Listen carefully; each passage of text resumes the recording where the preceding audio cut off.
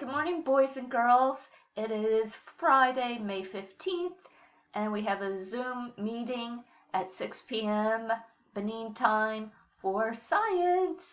I look forward to seeing you all there.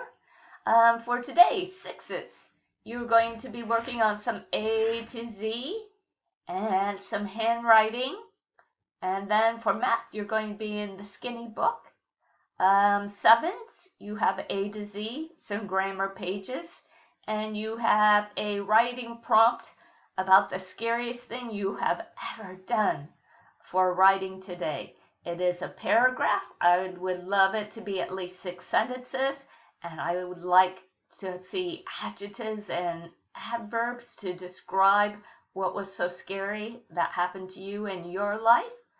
You also have multiplication fun all day today and math, including your time tests.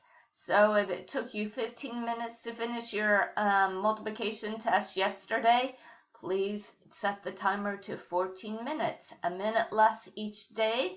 See if we can get you all the way down to 5 minutes. That would be fantastic. So I will see you later at our Zoom meeting. Have a great morning of learning. Bye.